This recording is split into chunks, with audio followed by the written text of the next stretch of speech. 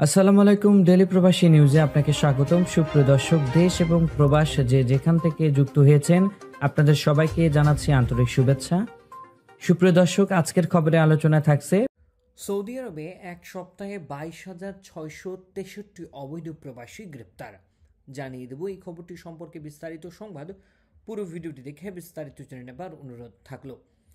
Saudi আরবে গত এক সপ্তাহে 22,663 জন অবৈধ প্রবাসীকে গ্রেপ্তার করা হয়েছে।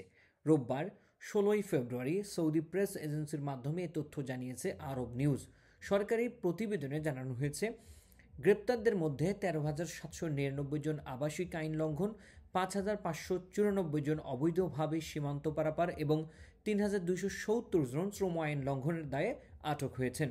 এছাড়া সৌদি আরবে অবৈধভাবে প্রবেশের কারণে 2,133 জনকে গ্রেপ্তার করা হয়েছে, যাদের 63% ইথিওপিয়ান, 36% ইয়েমেনি এবং 1% অন্যান্য দেশের নাগরিক। এছাড়া সৌদি আরব থেকে পালানোর সময় 184 জন এবং পরিবহন আইন লঙ্ঘনের দায়ে আরও 14 জনকে আটক করা হয়েছে। স্বরাষ্ট্র মন্ত্রণালয় জানিয়েছে, অবৈধ প্রবেশের সহযোগিতায় পরিবহন বা আশ্রয় দিলে 15 বছরের কারাদণ্ড এবং 10 লাখ সৌদি রিয়াল জরিমানার বিধান রয়েছে। আইন লঙ্ঘনকারীদের বিষয়ে অভিযোগ জানাতে মক্কা অঞ্চলে 911 এবং রিয়াদ অঞ্চলে 999 বা 996 নম্বরে কল করার নির্দেশনা দেওয়া হয়েছে।